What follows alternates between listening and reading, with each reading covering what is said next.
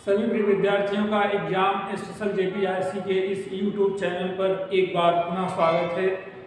प्रिय विद्यार्थियों, बोर्ड की परीक्षा देने वाले उन सभी विद्यार्थियों के लिए ही यह चैनल बनाया गया है।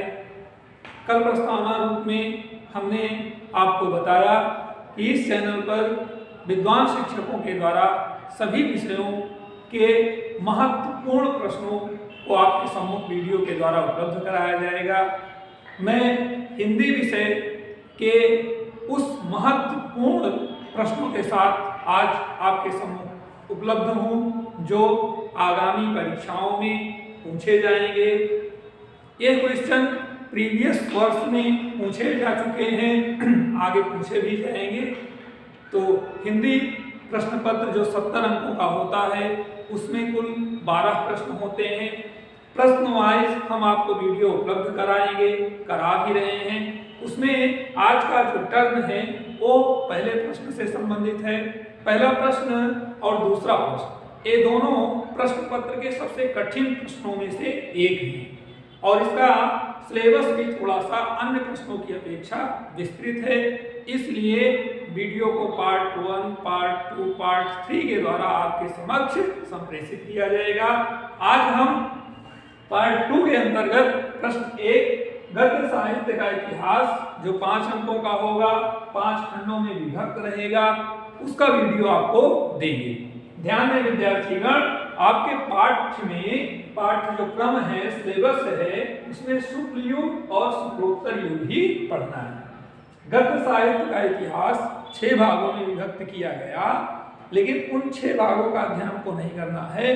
हमें सिर्फ और सिर्फ 2 भागों का अध्ययन ही करना है, 2 युगों का अध्ययन करना है। उसमें भी आज हम शुक्ल युग के विषय में आपसे डिस्कशन करेंगे। इस वीडियो में हम आपको बताएंगे कि कैसे आप ना आ रहे प्रश्न को भी हल करने में सक्षम हो जाएंगे। देखिए, जो प्रश्न बनता है वह होता है कि शुक्ल युग की समय सीमा लिखिए। शुक्ल युग की समय सीमा बताइए। तो शुक्ल युग 1918 से 1936 ईस्वी तक माना गया है। अनेक विद्वानों में इसमें मतभेद है। कुछ ने 1920 से माना है, कुछ ने 1922 से माना है, कुछ ने 1916 से माना है। इसलिए यदि विकल्प में होगा तो कोई एक ही होगा, ठीक है। और यदि विकल्प में नहीं रहता है, अति उत्तरी में पूछा जाता है, तो आप स्वतंत्र हैं। आप किसी एक मत को लिखेंगे, वह सही माना जाएगा। विद्यार्थियों में कंफ्यूजन रहता है, भ्रम रहता है, इसलिए मैं भ्रम का समाधान कर रहा हूँ। कई पुस्तकों में अलग अलग दिया गया है। तो जो प्रश्न है हमारा वो है शुक्ल युग की समय सीमा बताइए।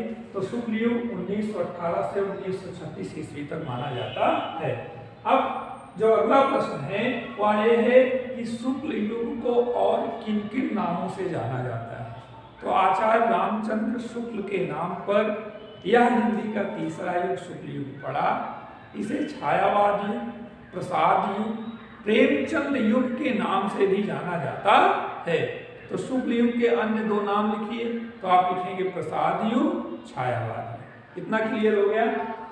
तो आगे बढ़ते हैं और बोर्ड परीक्षा में जो प्रश्न पूछा जाता है वह प्रमुखता के साथ पूछा जाता है कि शुक्ल युग के लेखक हैं या शुक्ल युग के 2 लेखकों का नाम लिखिए।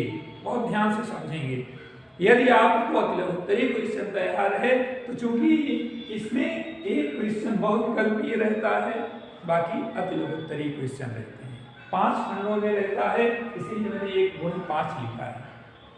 तो पहला प्रश्न कथन पर होता है कि कौन सा कथन असत्य है। इसको मैंने प्रीवियस वीडियो में दिया। आज आप देख रहे हैं कि जो बोर्ड में परीक्षा के स्वरूप हैं, प्रश्न पत्र के स्वरूप में जो प्रश्न का स्वरूप है वो इस प्रकार होगा। जैसे कि शुक्ल युग के प्रमुख 2 लेखकों का नाम लिखिए। तो मैंने प्रमुख लेखकों का नाम आपके सामने रखा है। यदि आप इनको याद किए रहेंगे तो इन्हीं में से आपको लिखना होगा।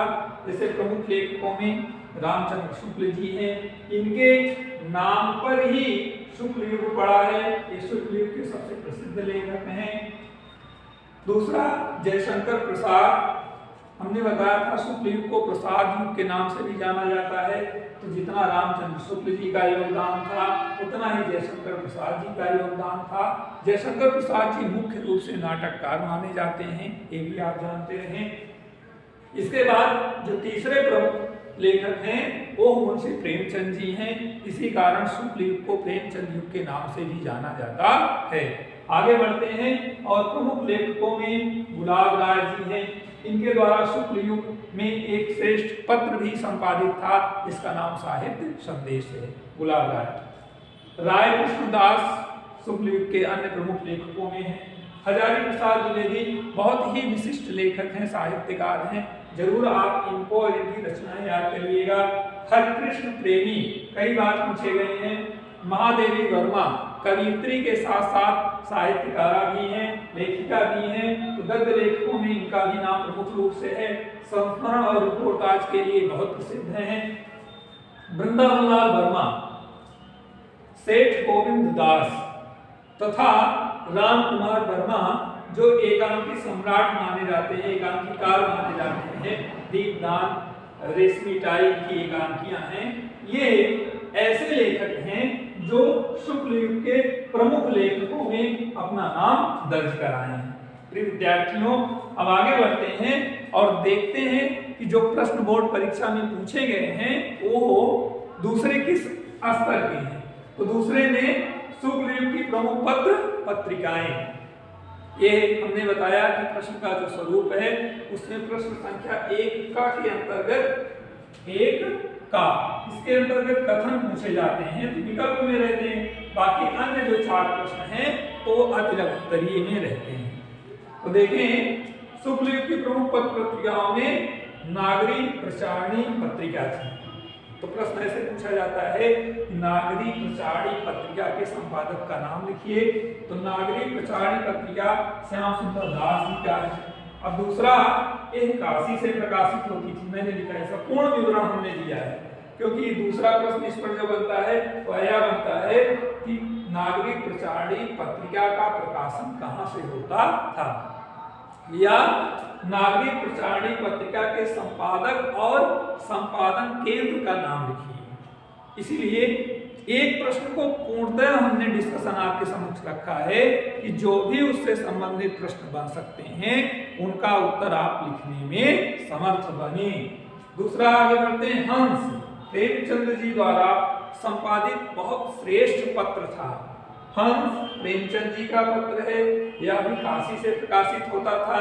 ध्यान दें, आप पुस्तकों में हंस पत्र को शुक्लोत्तर युग के अंतर्गत भी पाएंगे। शुक्लोत्तर युग में उसके लेखक बदल जाते हैं, जैसे राजेंद्र यादव हो जाएंगे, क्योंकि प्रेमचंद जी के मरने के बाद उस पत्र का संपादन जिसे मिला वह संपादक हो जाएगा। टाइम बदल जाएगा, संपादक बदल जाएंगे, पत्र वही रहेंगे। इसलिए कभी कंफ्यूज ना हो कि हंस पत्र के संपादक एक जगह प्रेमचंद जी लिखे हैं, एक जगह राजेंद्र प्रसाद जी लिखे गए हैं। दोनों हैं, बस सिर्फ टाइम बार्ड है।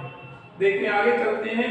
हमने बताया था शुक्ल युग के श्रेष्ठ लेखक थे गुलाब राय जी। इनके द्वारा साहित्य संदेश नामक पत्र प्रकाशित किया गया। यह पत्र आगरा से निकलता था। इसके अतिरिक्त कर्मवीर माखनलाल चतुर्वेदी द्वारा जबलपुर से प्रकाशित किया जाने वाला श्रेष्ठ पत्र था। तो विद्यार्थियों, आज के वीडियो में हम प्रश्न संख्या 1 से संबंधित महत्वपूर्ण चीजों का डिस्कशन किए। इनको आप वीडियो के सहारे लिखेंगे और स्मरण कर लें, क्योंकि मैंने पहले ही बताया कि हिंदी का जो प्रश्न पत्र होगा वह कुल कक्षा 10 में 70 अंकों का रहता है और 70 अंकों में कुल 12 प्रश्न विभक्त हैं। इन 12 प्रश्नों में जो पहला और दूसरा प्रश्न होता है वह गद्य साहित्य के इतिहास से है। यह प्रश्न पत्र का सबसे कठिन भाग माना जाता है और इसी में अंक पाने वाला विद्यार्थी बोर्ड परीक्षा में मेरिट में अपना नाम दर्ज कराता है। तो आप प्रमुखता के साथ साहित्य के इतिहास को पढ़ेंगे। अब नेक्स्ट वीडियो में हम इसी प्रश्न के पार्ट 2 के साथ कल पार्ट 2, ये भाग 1 है आज, भाग 2 में अब इस युग की प्रमुख रचनाएं रचना की विधा के साथ आपके सम्मुख नए सुंदर वीडियो के साथ उपलब्ध होंगे।